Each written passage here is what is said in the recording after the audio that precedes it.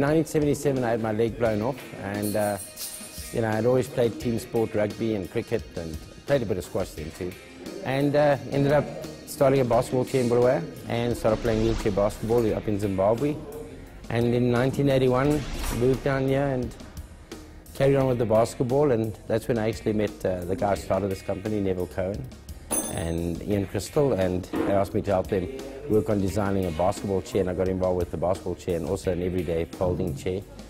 And a couple of years ago, they asked me to come on board as a third partner, and today here I am, you know, running the business and having fun and doing something that I really have a passion for. Years ago, an everyday chair was really a granny chair, you know, a folding chair that everybody got, and it was just that was all that was available. So, you know, I think the concept in everyday chairs and basketball chairs or sports chairs is not as big a gap as it was in those days. You know, everything about a sports chairs, it has to be extremely active. So everything, the design's about an active chair. But today you have the same concept. So you have active chairs. I showed you a chair that weighs 2.1 kilos, carbon fiber. I mean, extremely active, you know. Our active chairs weigh 9.5 kilos, but they're active chairs. So the people who get in there will be your really high paras and well, even in some cases, even really active quads will even get into those chairs, and it's about being there. But also the chair has to be designed around the player or the person being in a chair for 16 to 18 hours a day. So you're looking at comfort more than anything, good posture, good seating, all those sort of things, so that you don't create any problems later in life. So that's probably the most important thing about the everyday chair. But today we now combine everyday that with also being an active chair.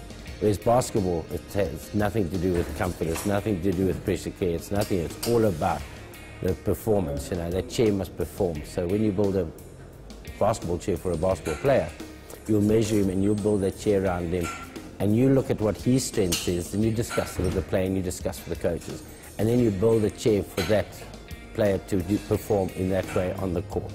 Big players, high players, generally high chairs, so that they use their height.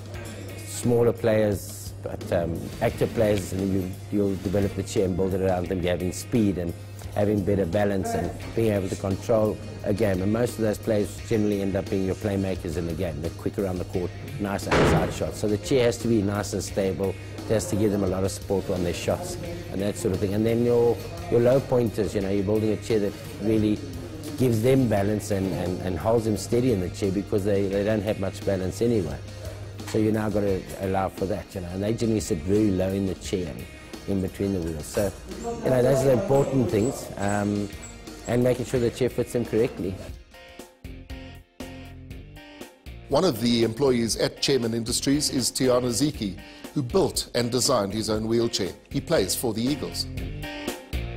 The chair, the design itself, it suits one of my, it suits to my criteria of disability.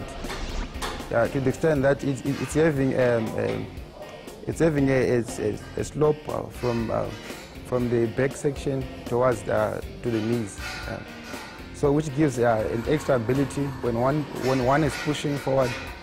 It's a bit faster, it's a bit swift, so which is very competitive. To be honest, Eagles, the way they work as a family, which is one of the things that I've always admired.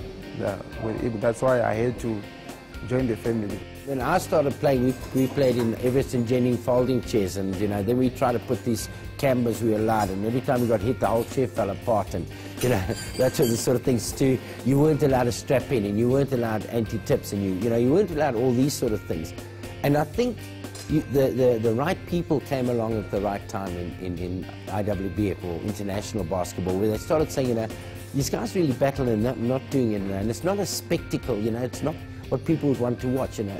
Then they started saying, well, let's strap them in, you know, because a lot of guys would, like Kevin Smith, for example, he stopped playing basketball because he on impact, he was thrown out of his chair and broke his leg and took a long time to heal. So, you know, they started saying, well, if the guy's strapped in, when he comes out of his chair, he goes with his chair. Now all he does is pop himself back up and he's off. You know, if we give them 20 degrees camber, they don't want to just flip over sideways. They're going to be able to. So they started changing and looking at the spectacle of basketball, and now, you know, really make it where people will want to come and watch and enjoy it. So I think they started going in allowing it, but not allowing too much that your really bigger players get away with it, you know, and that sort of thing. So, but they've ended up today with just two restrictions, and that is the height of the chair, so you're they're allowed, and the other one is the nudge bar in front. Is because, you know, when I first started building chairs, I realized that if I kept my nudge bar a bit lower, it used to sneak under the opponent's wheelchair, lift his chair up, so when he pushed his wheels, there was no traction on the wheels. So, you know, here's the trick. Now they've actually come in with a ruling that it has to be, all have to be at the same height, so you can't do that, you know. So they were taken away, there was no restrictions, but if it's affected, overall affects the game, or they need to control it, then they bring in those restrictions. So that's about it. Otherwise, there's no restrictions at all, you know. And obviously, you see the cover with foam, where somebody can get hurt, you know, on the chairs, so they take that away. But that's about it. And we play to the same rules as able-bodied basketball.